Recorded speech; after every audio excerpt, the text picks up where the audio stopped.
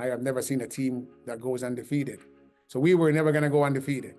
So, this might be a good lesson for us. We lose a game, we kind of come back and try to put the pieces together because it's a long season.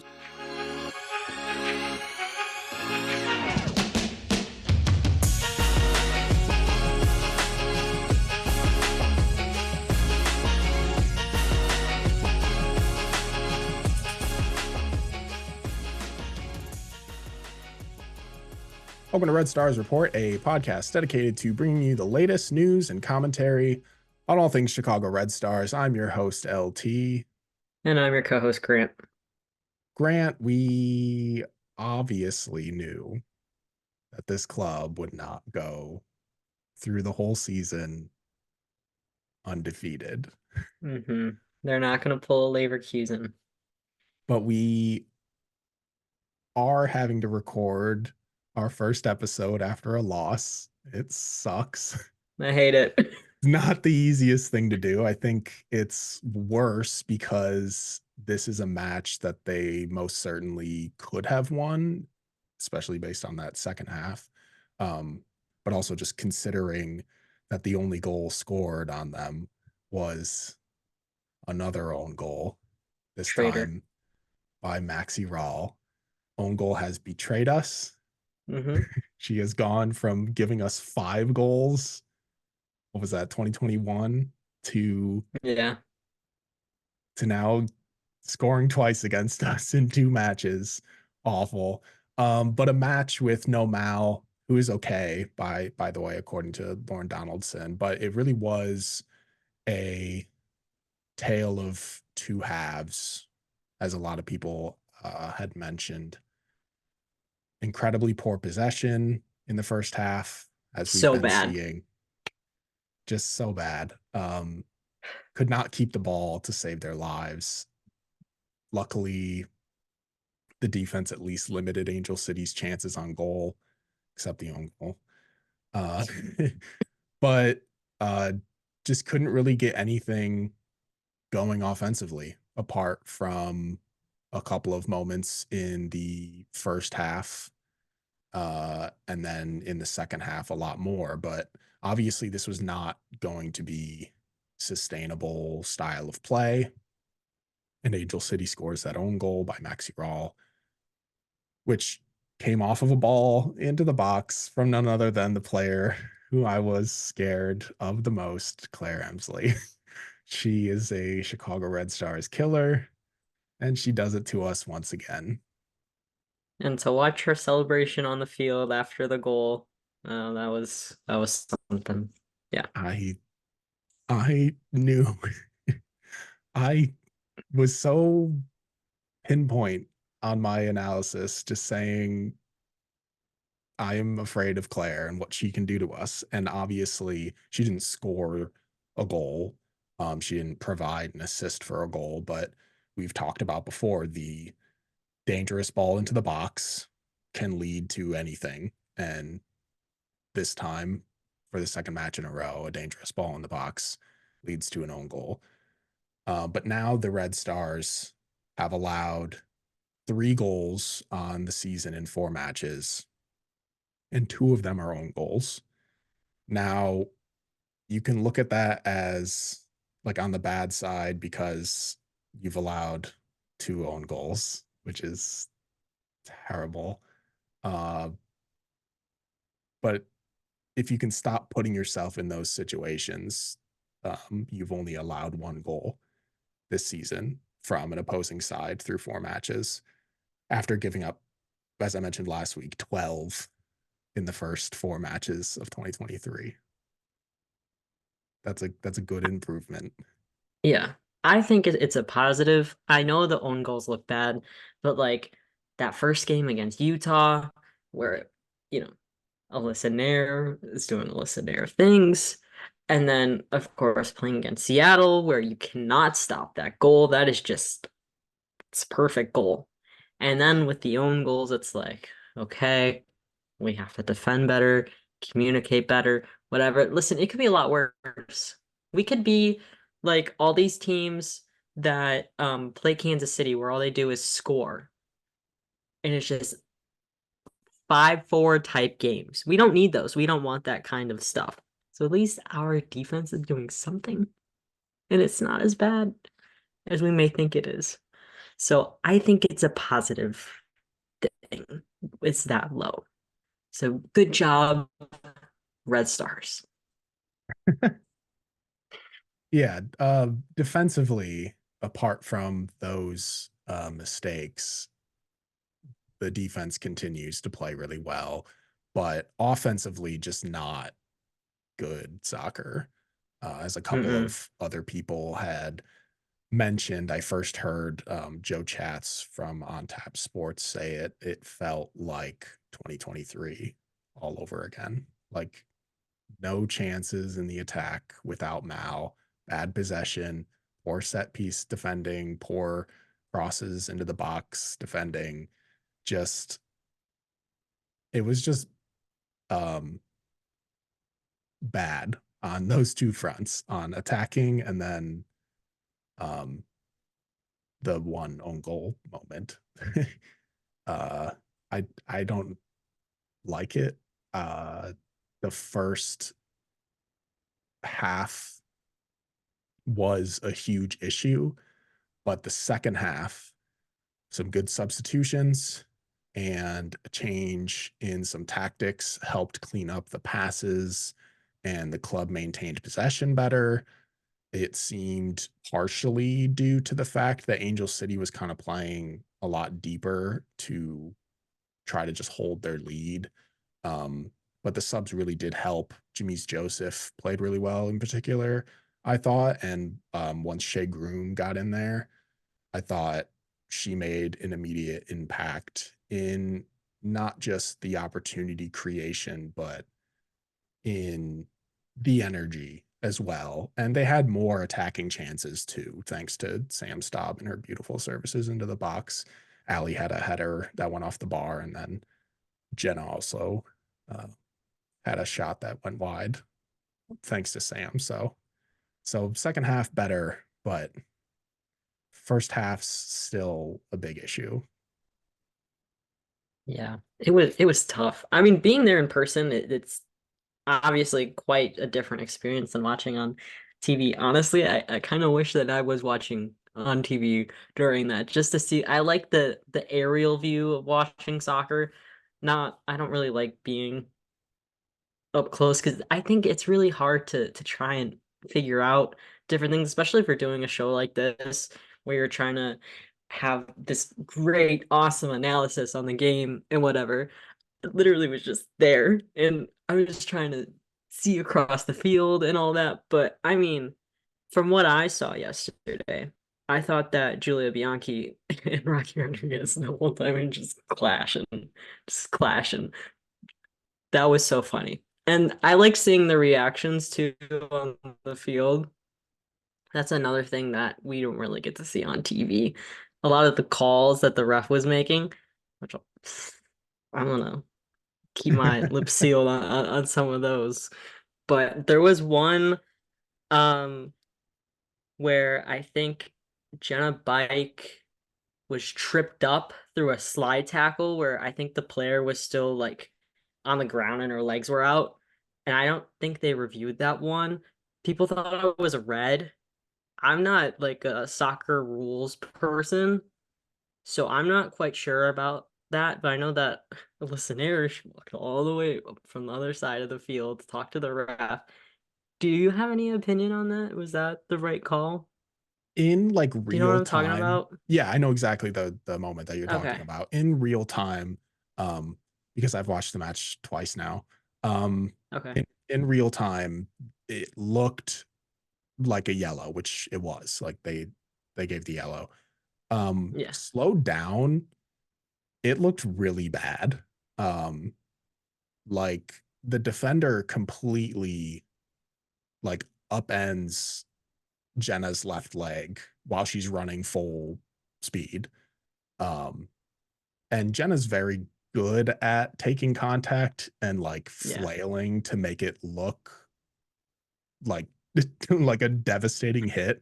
But when you do look at it in slow motion, like it looked like a tackle that could have really caused a serious injury to Jenna.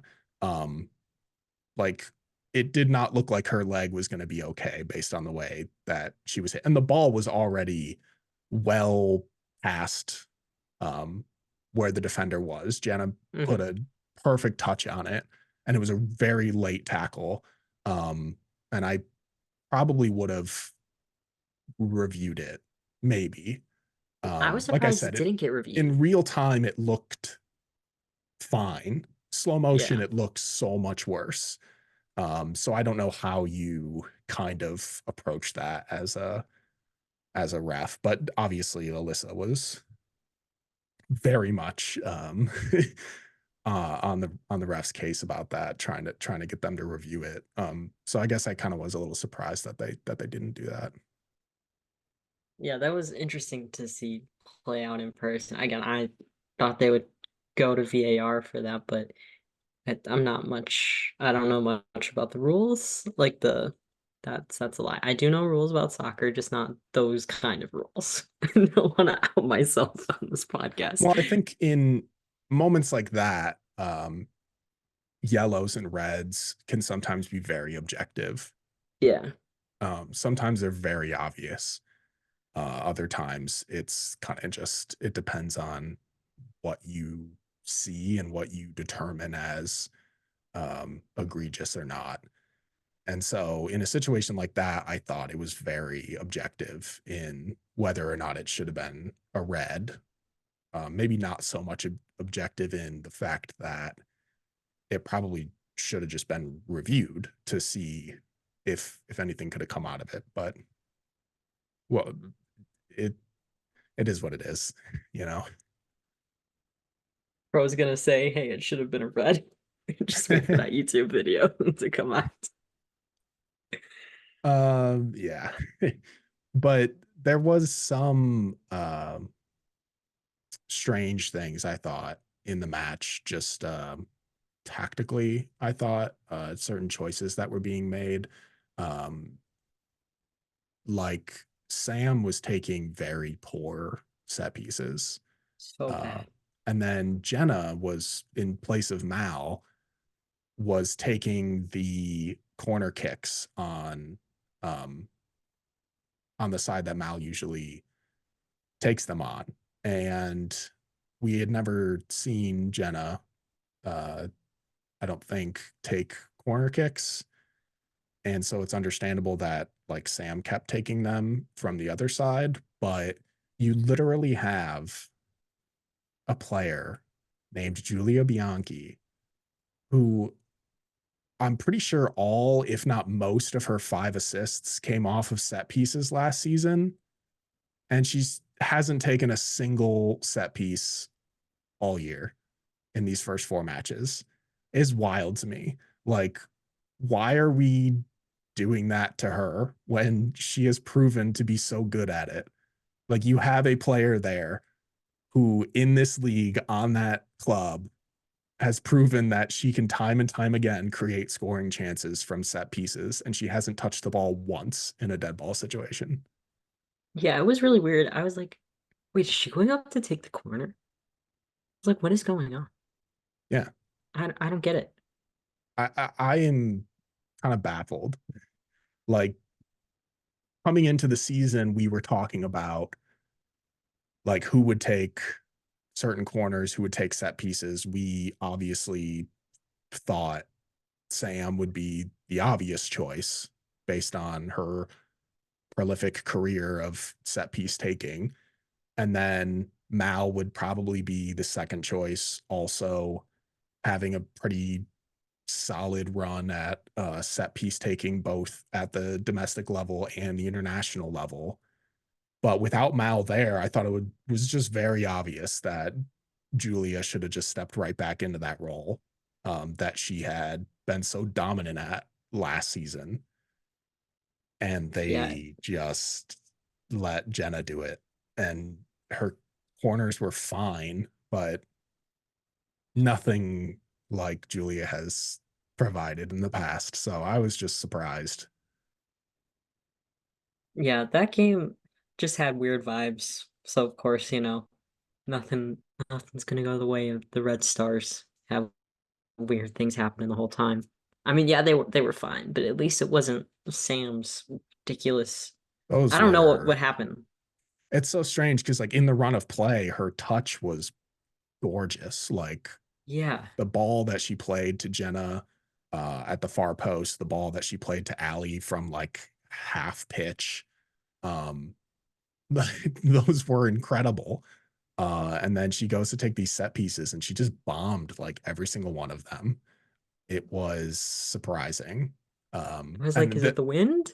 yeah. And this isn't me being like, get Sam out of there, get Julie in Yeah. there. Like, this is just I'm surprised that after 3 or 4 of them, they weren't like, maybe we should try something else. And then also I had mentioned like earlier in the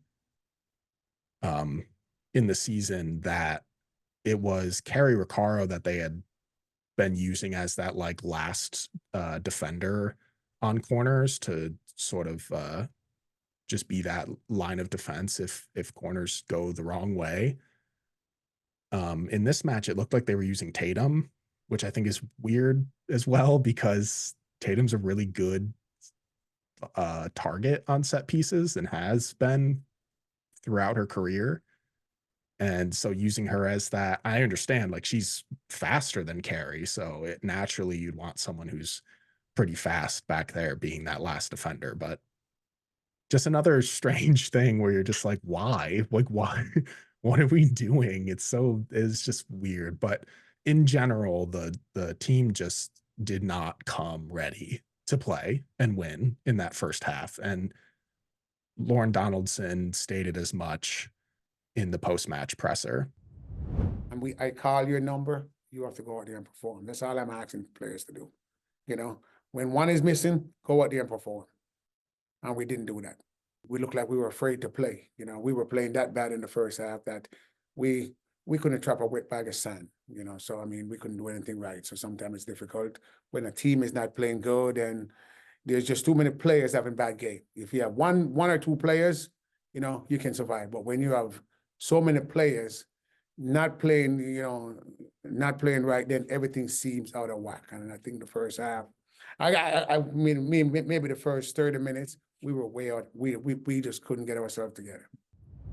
They've continually had poor first halves this season and better second halves.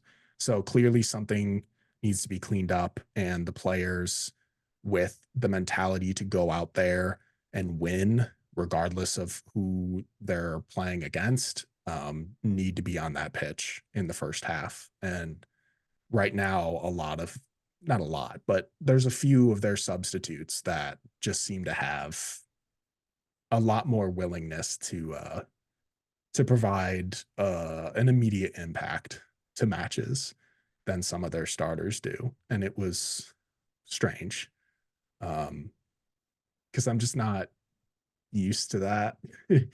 Although I guess last season, instead of, I think every match kind of felt both halves were low energy. And the subs, whenever they actually had subs, other than Jenna, really didn't make like, and Allie didn't make like super big impacts. But yeah, Jenna is really the one that's providing the immediate impact, like off the jump in matches right now. Just to see her speed in person, I mean, that was like, I guess one of the only highlights from that yesterday was Yeah, to see she's her in fast. action running all the way around the field. And yeah, it's absurd. Yeah, and a player that I thought brought a lot of fight in the second half was the second half sub Jamise Joseph. Do you think maybe that it's time for Joseph to get a chance? Seems to be like a who can we finally get into this front four that is going to make an immediate impact? This time they chose Sarah Griffith. And Yeah. even though she played well defensively, didn't really make an imprint at all Hmm. offensively. And then Jamise came in and played much better. Yeah, I kind of forgot that Griffith started. I was like, "Ooh, do we have 11 players on the field?" But I was impressed yesterday, and I think that she's just got so much more room to grow. And I think, you know what, Lauren, might as well just throw her out there to start the game, and stuff can happen. Goals mostly, but I really thought that she was gonna score yesterday. Like, just the way that she was quick at her feet. I thought maybe if there was anyone that was gonna score for us, it would be her, um, or Jenna. But yeah, let's slot her into the starting lineup just to see. Gotta try all these different things out, mix and match. Yeah, I've really liked what I've seen from Mies in these first two matches. She's just like really composed with the ball at her feet, and she matches that pace that we like to see from players like Mal and Penelope and Jenna. And she just like brings the ball down on long passes with like such a calmness, and she just pivots and makes turns on defenders just so well, especially for someone who's just in her the second match of her career. She I I like a really good 45-minute sub, sure, but maybe should at least once get a look in that front four to start. She just seems to have, and it's very like you can kind of see why the club picked her so high. It She was not a player that I expected the club to draft, and I didn't know much during the preseason to convince me that she would have made the club, but then she was offered such a large contract that clearly they saw something in her. And I think in these first two 45-minute substitutions that she's had, you can start seeing glimpses of what they see in her. And I'm just very curious to see what more she can provide. But like you said, like she seemed like the person that was probably going to score. I think she had several shots, but all of them were blocked. She tried to get some crosses into the box as well, and they looked good and they looked dangerous. She made some good runs into the box on other people's crosses that if they had made it to her, she would have done something with them. But overall, I thought she played really well. Good sub by Lauren. Yeah, that's one thing that I can get behind this season is that Lauren has been making impactful substitutions. Good job. Yay, subs. We're excited about subs. Yeah, it's not something that we're used to. We aren't. But as we talk about the positives with Jamise, I'd like to talk some more positives that we can take away from this match. Everyone knows I'm all about being positive, and I don't like the all doom and gloom about the It's club over. or its losses. Even in those awful seasons that we've been going through, I've always tried to find the positives to kind of keep people around, to keep fans where they are, and keep trucking along with this team and this club. Luckily, I haven't had to do that yet this season, but now here we go. The first thing that I wanted to do was congratulate and talk about Sam Staub for breaking the NWSL record for the most consecutive regular season appearances of 94 games. What an unreal record to hold in your career. And I know it may be more fitting if she had broken this record with Washington, as she was a 3-time Iron Woman for them, but I'm happy to see her break the record regardless of her kit color. She's an amazing, durable player who has changed the foundation of this club's defense in such a short period of time here. And I can't think of someone more deserving of breaking that kind of record and who will continue to extend that record with this club. I just think it's crazy. Like, that's so many starts in a row. Like, I could not imagine doing that. I don't know how you stay that fit. I need her to share her health secrets with everybody. Because that's just unfreaking believable. Like, she's gonna probably get 200 in a row or something. It's gonna be like a crazy number in the end. Yeah, I looked at her stat sheet prior to the match, and it's like wild. It's like 24 matches played, 22 matches played, 22 matches played, 22 matches played, and then 4 for Chicago. It's like, good God, that's so many. Like, just constantly, just an unreal um thing to think about. And the player that she broke the record from was Amber Brooks, who is her former teammate at Washington, which was very poetic as well, I thought.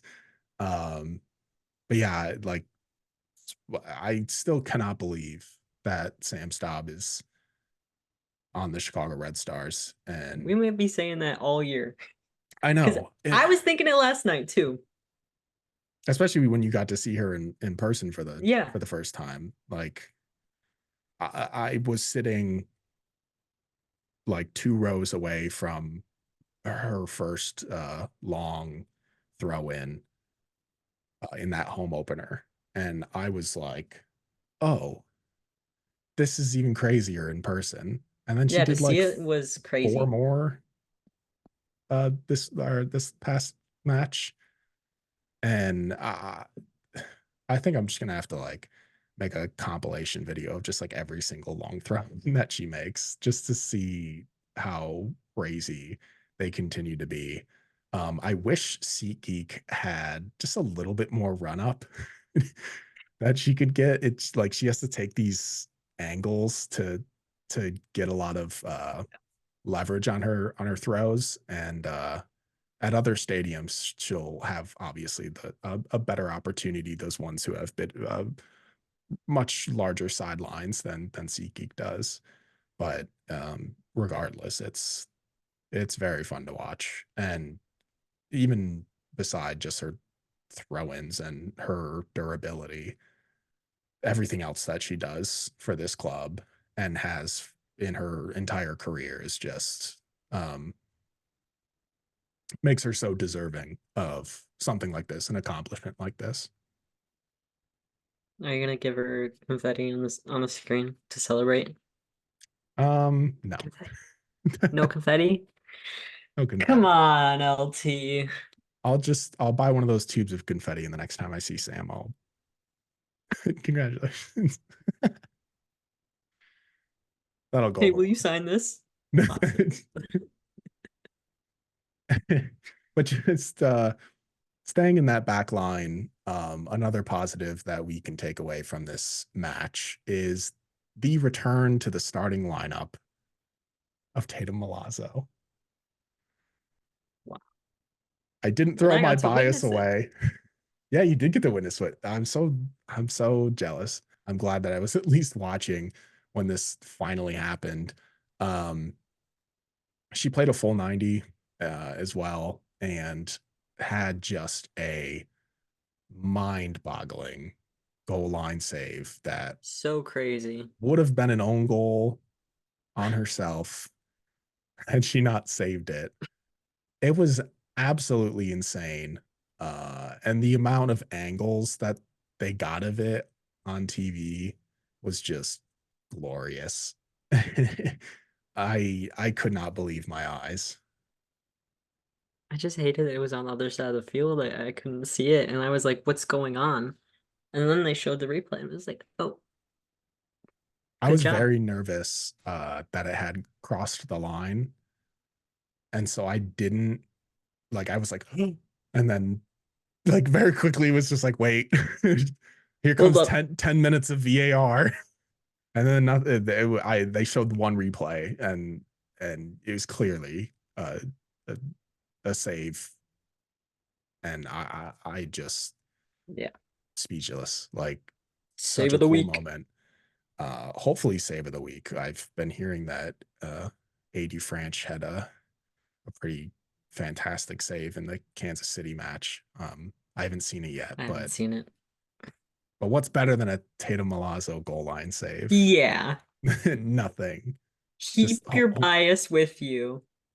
Vote Tatum save of the week. hopefully Chicago shows out for that. And just shows I just I know that I was like sitting here just trying to not let my bias for Tatum just spill out. But the second I saw her in that starting lineup, I'm like, enough with the formalities. I am all in. Do not take her out of that lineup. It's a mistake. You benched this player for 3 matches, and she was probably the second best player on the pitch yesterday, outside of Jenna. I agree. On the Red Stars, more specifically, because um, there were some players on the other side that played pretty well too. Who cares about Angel City? Yeah, I was really impressed with Curry. She was really good Yeah. and really fun to watch. But just back to Tatum for just a moment. I'm just really happy that she got back into the lineup. Hopefully her performance in this match, uh, which I mentioned was probably one of the better performances on the club, keeps her in the lineup. She just was so good 1v1 against Alyssa Thompson and could match her speed, which is not something many can say. The club also saw more movement on that left side of the pitch, which we have been waiting for this season. And surprise, surprise, you get it once Tatum is in the lineup. She starts, guess what's happening? The ball's being played to the left side. Crazy. As she does need to improve her passing Oh, still. yeah. It's still not up to par with where I think it needs to be the most efficient on that left side as a left back in this league. Um, in this match, it did not come to bite her, but it has in the past, and hopefully she does some work on it. But for now, I will take her defensive ability over the passing right now. We're keeping our biases with us and we are not throwing them Nope. anywhere. Nope. Now that she's in that lineup, it's over. If she's out of that lineup, I'm not going to be quiet about it. Yeah. I mean, it was only a matter of time before she came back. I'm just surprised it took as long as it did. You would think maybe she would start the third match after, looking at the first 2 games. But again, I trust Lauren. He's in charge. Like, And hopefully, Tatum stays. I'm gonna leave it at that. He clearly, he or someone else on the coaching staff saw something in that Orlando match that um, did not match up well with Taylor Malum. And so he brought in Tatum to finish out that match. And she performed well. She got lost a couple of times, which I think if you go back to the first match, all 11 of the players on the Red Stars, starters, were lost in certain moments. So you can forgive that for someone who hasn't played in the first two matches of the season, 2.5. But she looked good and she made several plays like the Tatum of old. And so come this match, you look at what Angel City's probably going to put out there, and her name is Alyssa Thompson, one of the faster players in this league.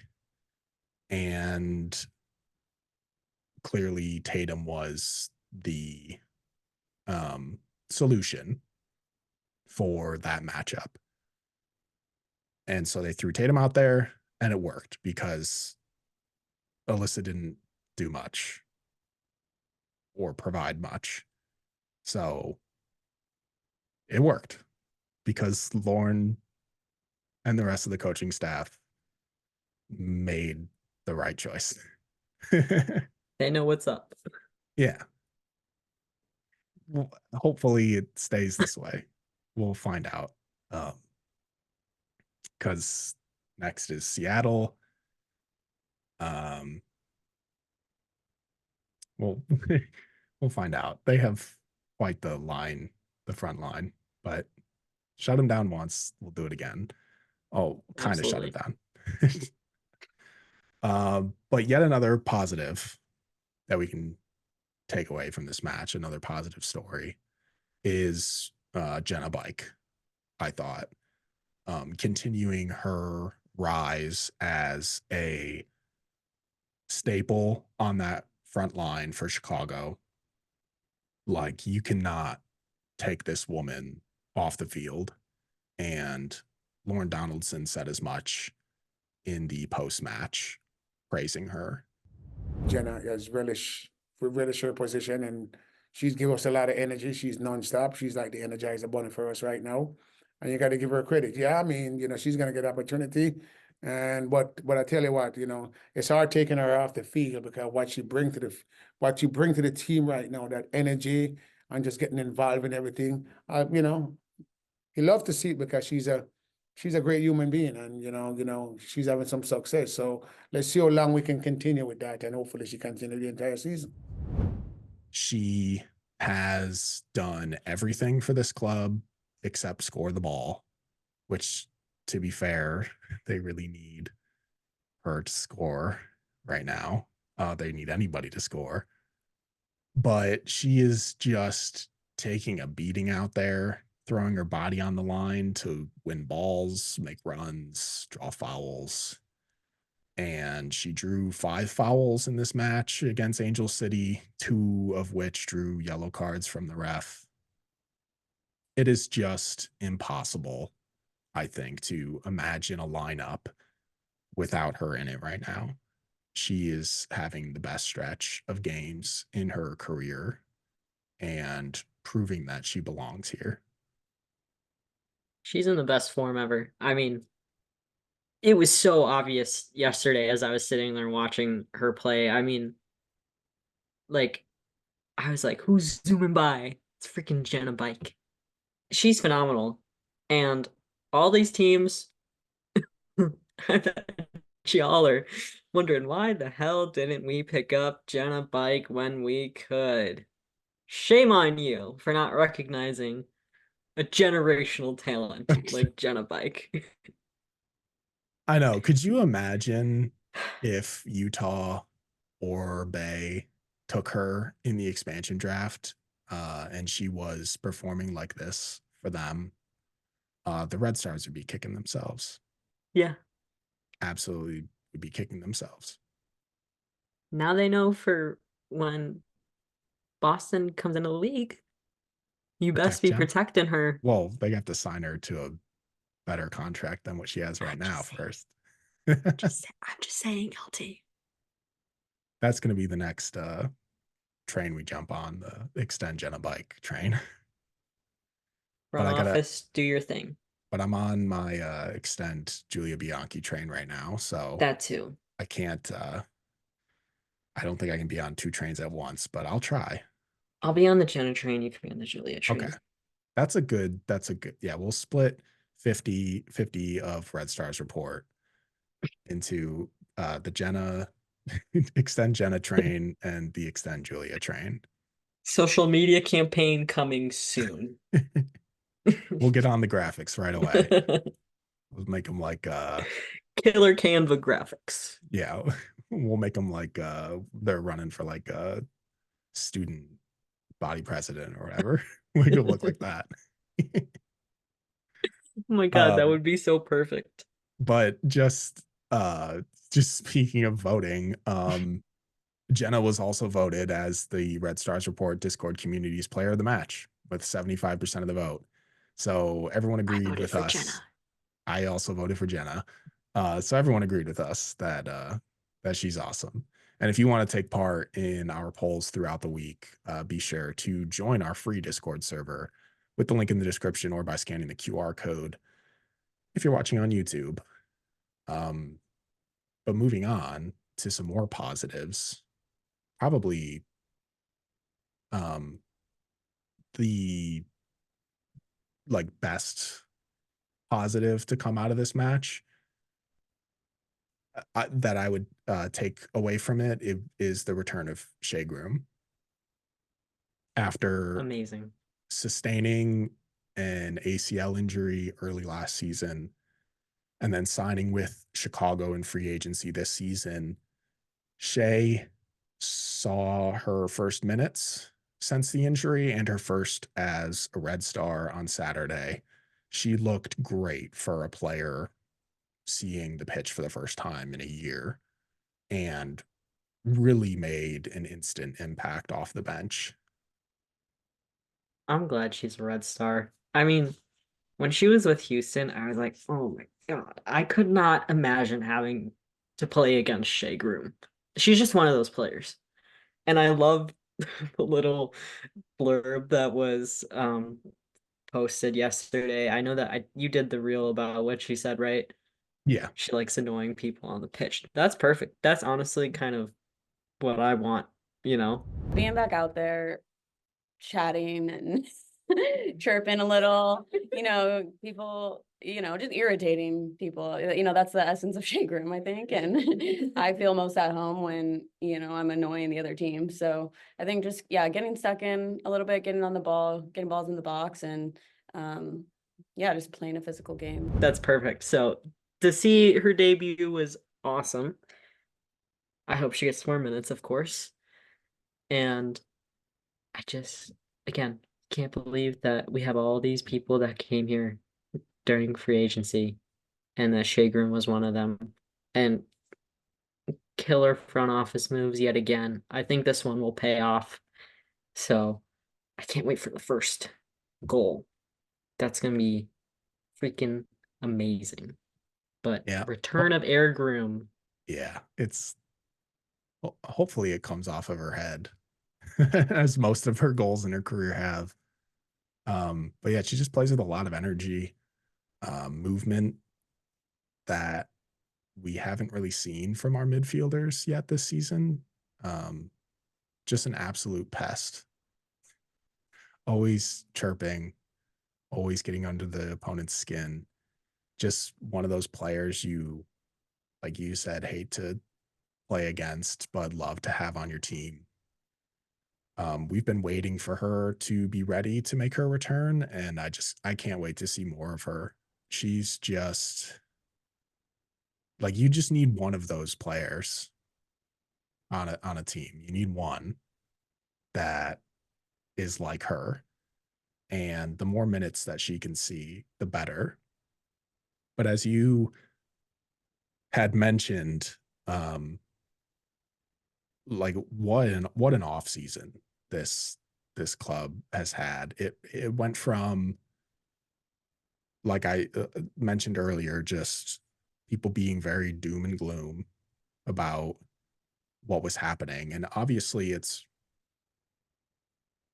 like players leaving that you've been so attached to and have enjoyed watching for years, or even just the short amount of time that they were with the club, is hard. Um, but the club was never not going to do anything. And the players that they got in free agency, the players that they've traded for, the players that they drafted are all making an impact. Like, I think there's only two uh, signed players from free agency or waivers that haven't played yet, and then one rookie. Everyone else is in the matches and trying to prove that they belong on this team. And the club, apart from yesterday, is winning and playing good soccer. So it's all thanks to the front office, and then the coaching of Lorne and the rest of his staff. We have great bench depth, and I think some people fail to recognize that. So as we go throughout the season, I think that our bench is just going to be super helpful later on in the stretch of games. So be on the lookout, other teams. We're loaded. And that point is proven by their them having better second halves this season than first halves. Like, you would not have better second halves if you didn't have one, good coaching to change tactics, and then also good coaching to bring in impact players. If you didn't have the depth, the coach would not be making changes. But Lorne continually makes changes that make an impact. Yesterday it didn't pan out, but all the other matches it has. And I would not bet against our bench players because the more they develop, the more minutes they get, the more it'll become like those other teams that you watch where they're just bringing on players and you're like, oh my God, they were sitting on the bench. Like, that's crazy. It'll get there. It may not exactly feel that way because these players that are coming off the bench are so young or so new. But it'll eventually get to that point, just based on the glimpses that I've seen from their development and the impact that they have coming in. Slowly but surely. I think more specifically when we get to July and we get to see more of the bench players in action for that tournament. I forget what they called it, but I think that'll be a time to really have a more in-depth look at how loaded we truly are. Yeah. And scary hours are coming. And the back line really hasn't seen any rotation outside of Tatum getting in there now. Yeah. There's still Hannah Anderson sitting on the bench, Cameron Bogolski still sitting on the bench and not having seen minutes yet. So there's still players to see from, and hopefully those matches in July, if we're not throwing our best 11 players out there, hopefully we get to see some glimpses of what the future of the Red Stars could look like, especially in a player like Hannah Anderson, if she can get some minutes in there and really make an impact. Because I'm really curious about her specifically when it comes to the players that haven't seen minutes yet. Yeah, she's someone that I'm been wanting to see. But again, our defensive line is just too good. Yeah, I don't So- expect her to get in there anytime soon, and I'm not begging for July her. is so far away. And I'm not begging for her to get in there either. I'm just saying, like, eventually when we do get to see her, it'll be Yeah. nice to see if she can be that player that we can look for in the future. But now the Red Stars can build off of these positives when they go on the road and take on Seattle Reign on Sunday, April 21st on NWSL Plus this time. An opponent they've already seen and have already taken 3 points from this season. Hopefully, Malcolm's back this weekend. And if she does, whose spot in that front four do you think she's taken? Jenna's, Penelope's, Allie's, or Sarah's? This might be controversial.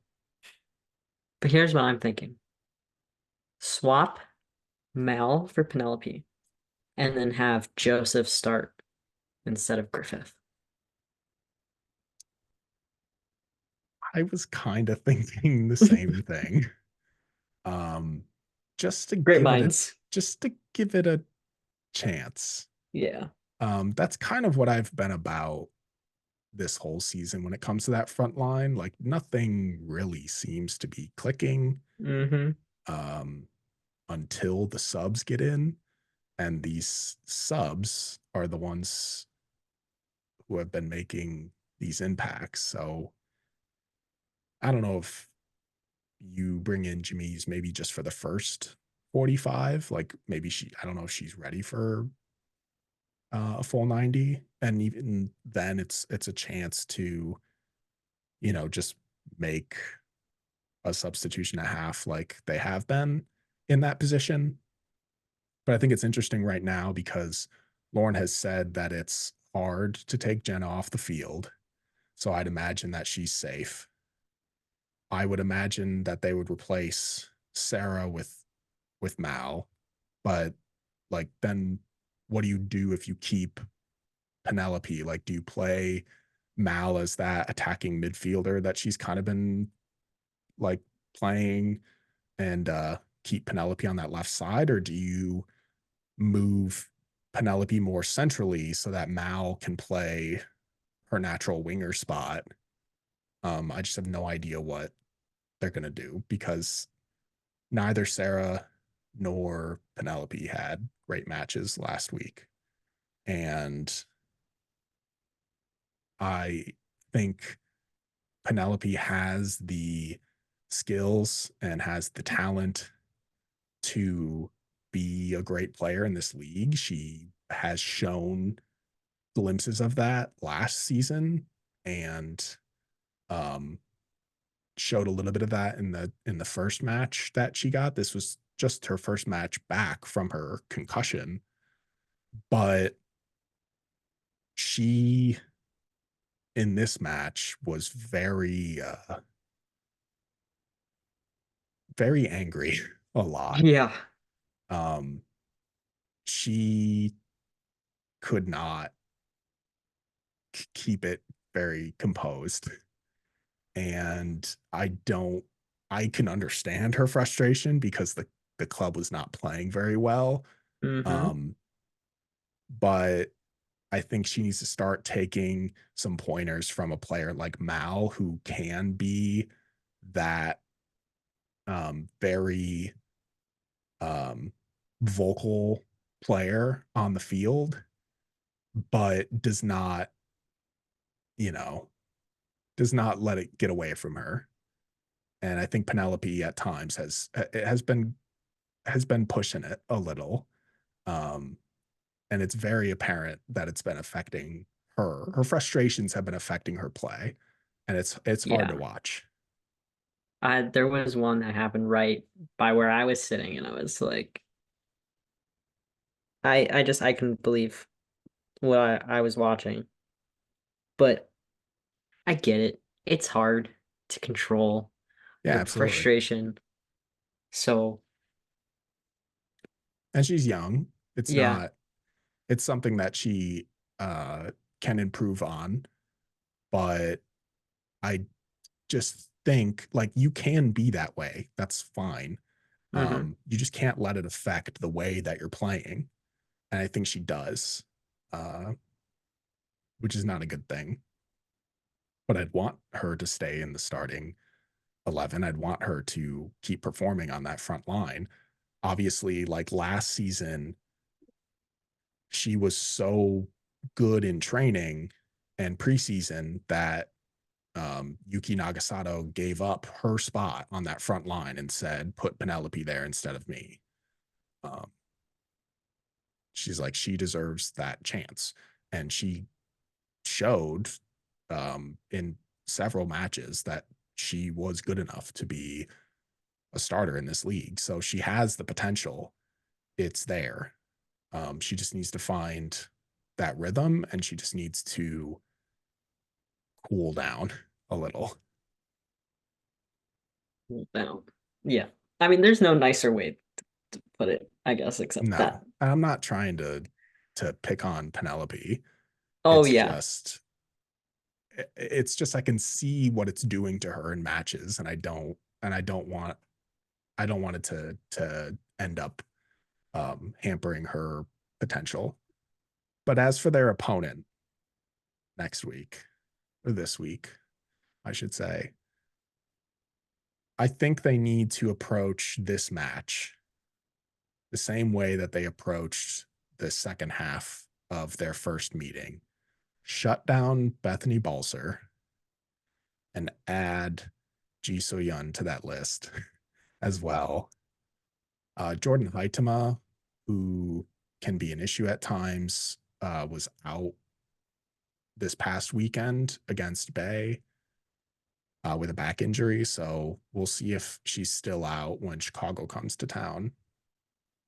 But Julia Bianchi absolutely dominated in the midfield the last time these two teams met up, and she scored her first goal, as did Maxi Rawl. Hopefully both of them can rebound from their recent, like, less impressive performances and get Chicago a win in this one. I just hope that we get another 3 points. I think it's weird that we have to see him again this quick. So who knows what Seattle's got cooking up against us. But it will be interesting to see if Haidama comes back, because I know that she got out with that injury during the whatever final that was, she believes. Yeah, that game. But I don't know, who did they play instead of her? Do you know? I didn't look at the lineup this week. I know that Alana Cook is back in their Oh, lineup okay. after she's been injured on the defensive line. So that might be That's an issue. something to look at. Because like this week, Sarah Gordon basically shut down anything that we could kind of get going offensively. Yeah. And so when you have a good defender out there, I think Sarah Gordon is better than Alana Cook, but I think Alana Cook is a good player no matter how much flack a lot of people give her. I'll have to look at the Seattle match that's happening as we're recording this, but they're lucky to have her back, and Chicago's unlucky for her to be back. So that'll be a player to look out for, because obviously these good center backs will continue to hamper whatever Chicago's trying to get going offensively, and a player like Alana Cook is just going to add to that. Yeah. I really like Alana Cook. I know that people give her flack. She's a good defender. I'm gonna leave it at that. Chicago, please get past her. Pretty please. Let's get those 3 points. Let's get those 3 points. Let's get back on another undefeated streak, because Move up from 4th. yeah, can't keep going down. Got to keep going up. Can't go from 1 to 2 to 4 to something lower. We gotta Gotta get back up to 1. Stay in the top of the table because we are a playoff team. Like I said, I completely I'm keeping agree. on that track. My initial prediction, which at the end of the season we can go back and talk about, was 8th. Just based on what I've seen defensively, they're not going to be 8. They're going to be much better than 8. And they could even be even better than that if they get things going offensively. Because regardless, I think they're a playoff team. They are not going to be out of the playoffs this season. I don't remember if I picked a certain place for them to finish this year. Did we I do don't that know. together? That was the episode that Liz joined me Oh, on, okay. where we kind of talked about that. I said 8, Liz said 6th, I believe. But yeah, you and I had never discussed that. But you can pick a spot now.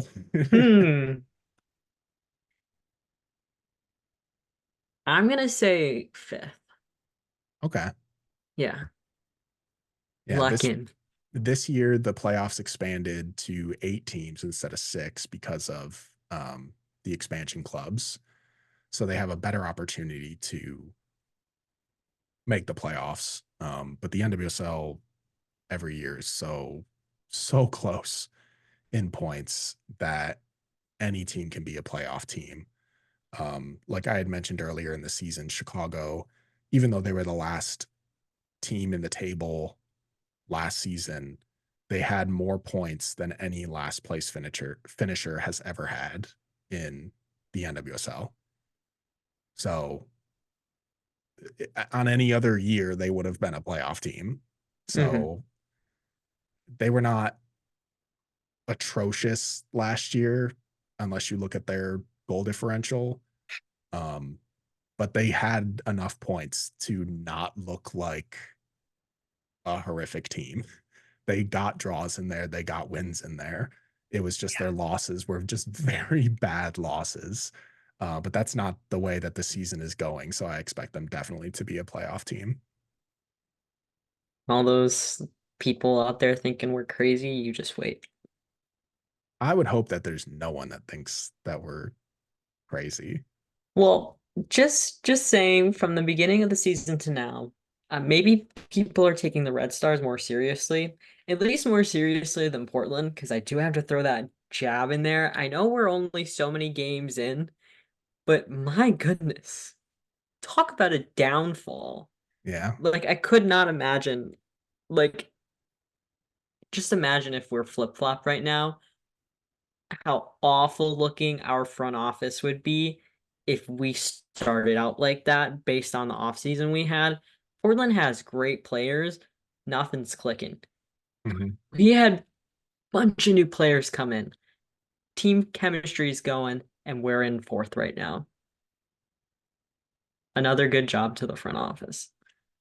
Yeah, absolutely. And with that, we'll wrap things up this week. You can find us on Apple Podcasts, Spotify, and YouTube. Make sure that you subscribe to those locations to know when our next episode comes up. Make sure you're following us at Red Stars Report on our social media channels to keep up with the latest news between episodes. Don't forget to join our Discord server with the link in the description. The next time you see us, hopefully we'll be talking about a win and not a loss, because this is no fun. We'll also preview the club's first match of the season against Portland, the aforementioned Portland, who suck right now. So that should be exciting. But with that, we'll see you next week for another Red Stars report.